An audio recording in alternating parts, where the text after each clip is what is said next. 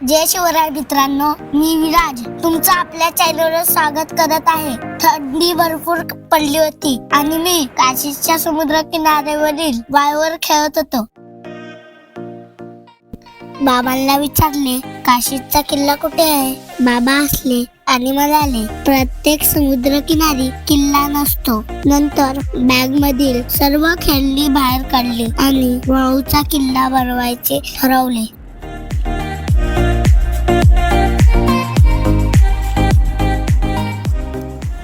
मी नेमकं काय करत आहे हे पाहण्याकरिता डॉगेस तिथे आला. त्याने किल्ल्याचे बांधकाम बघितले आणि तिथून पळ काढला. मम्मीची मॅगी 2 मिनिटात बनते तसा 2 मिनिटांमध्ये मी किल्ला बनवला.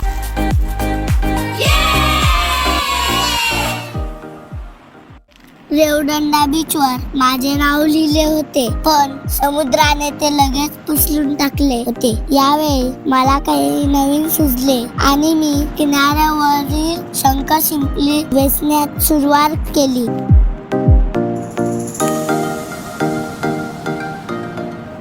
तेवढ्यात मला नखा एवढा एक छोटा दिसणारा सँड बबलर म्हणजेच वाळूचा खेकडा तिथे दिसला. हा खेकडा वाळूचे छोटे छोटे बॉल बनवतो.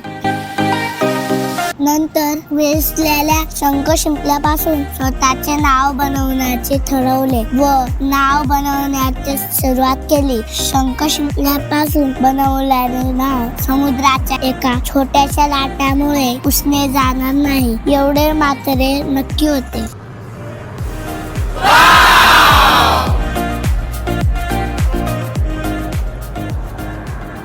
नाव लिहून झाल्यानंतर समुद्र किनारी असलेल्या जाळीच्या झोपाळ्यावर झोपलो व थोडी पेट पूजा केली. नंतर पुन्हा किनाऱ्याकडे निघालो. पाण्याकडे जात असताना खूप सुंदर अशी 2 घोडी दिसली. त्यांचे नाव शिव व अर्जुन असे होते. मी त्यांच्या नाकांना हात लावला व चेहऱ्यावरून हात फिरवला.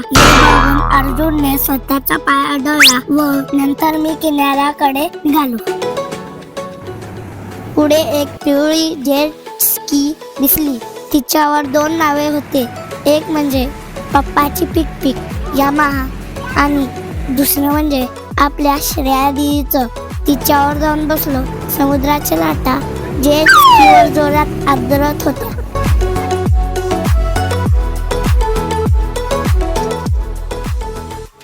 तिच्या बाजूला एक हिरव्या रंगाची जेट स्की सुद्धा होती. मी तिच्यावर जाऊन बसलो. समुद्राची लाट येण्यापूर्वी खाली उडी मारली व पिवळ्या जेट स्कीवर चक्कर मारण्याची ठरवले. जेट स्की जोरात पळायला लागली. समुद्राच्या खारा पाण्यावर संपूर्ण अंग वल्ल चिंब झालं. ओलं झालेलं अंग घेऊन मी समुद्राच्या पाण्यामध्ये बसलो. नंतर लक्षात आले, कमरेला बांधलेले खेळणे पाण्यामध्ये भिजून खराब झाले होते. हे सर्व विसरून मी समुद्राच्या लाटामध्ये पळायला सुरुवात केली. समोर एक लाल रंगाची बोट दिसत होती. मी बोटकडे पळायला सुरुवात केली. थोडा पुढे गेलो आणि धपकन पडलो. पुन्हा उठून पळायला सुरुवात केली आणि पुन्हा एकदा बोट जवळ जाऊन धपकन पडलो.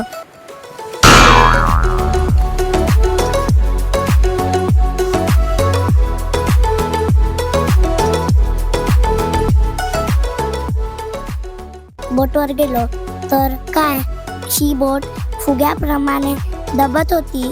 बोटवरून खाली उडी मारली व बोट मध्ये चक्कर मारण्याचे ठरवले.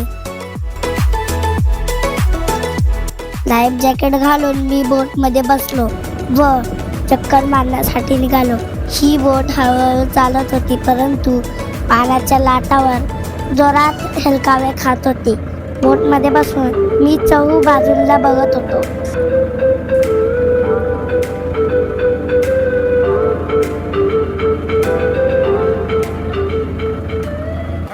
चक्कर मारून झाल्यावर पुन्हा समुद्राच्या पाण्यामध्ये उतरलो व पायाला सुरुवात केली. थोडा वेळ धुमाकूळ घालून झाल्यानंतर पाण्यामध्ये निवांत मांडी घालून बसलो. समुद्राच्या लाट माझ्या गळ्यापासून जात होती. खाया पाण्याची चव तोंडाला जाणवत होती, पण लाट आली मस्त वाटायचे आणि मी खूप आनंद व्हायचो.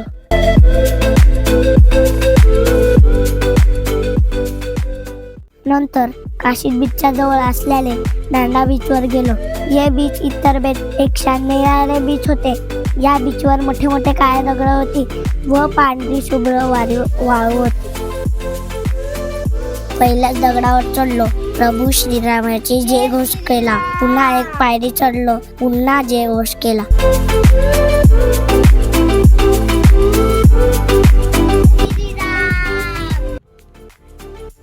नंतर थोडे पुढे जाऊन नजर फिरवली असते असं समजल्यास या दगडांमध्ये भरतीच्या वेळी समुद्राचे पाणी येते व त्यामुळे यातील दगडांचे आकार आगळे वेगळे निराळे दिसून येतात.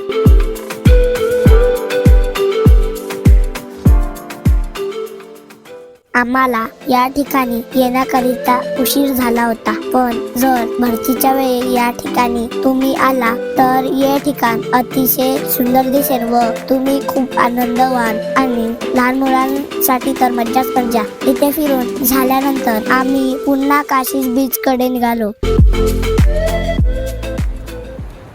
काशीद बीचवर पोहोचल्यानंतर घोड्याची सवारी करायचे ठरले. घोड्याचे नाव छावा होते. छावाचा रंग जणू काही लहान मुलांनी चॉकलेटी रंगाच्या स्केच पेननी रंगवल्यासारखा होता. छावा केवळ 4 वर्षाचाच होता, पण किती मोठा झाला होता. मी काही हालचाल केली की तो डोळ्याने टुकूर टुकूर बघायचा आणि स्वतःचे कानही हलवायचा. त्याचे कान सुद्धा खूप मजेदार होते.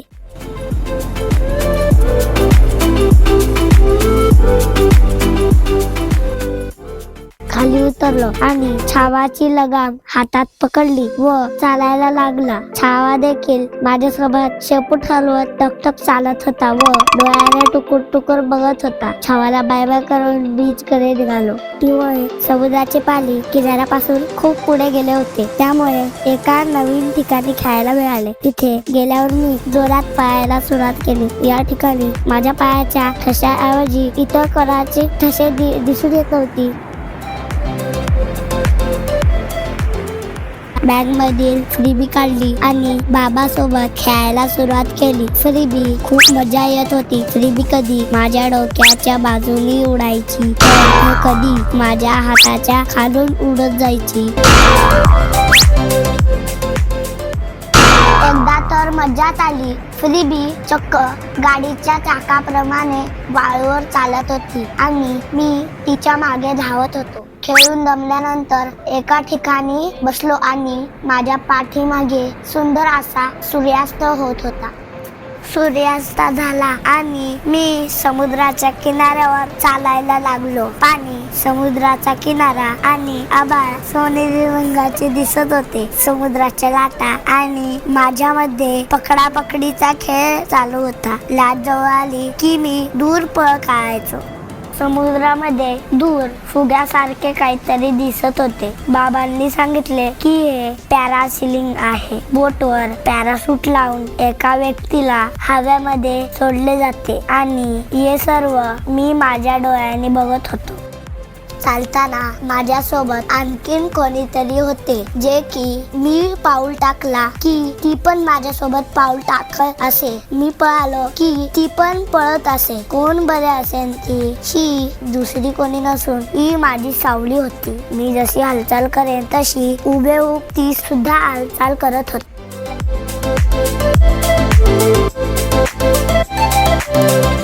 हे सर्व सुंदर दृश्य बघत मी किनारी पुढे चालत राहिलो आणि मी जिथे जाईन तिथे माझ्या सावलीला देखील यावे लागेल.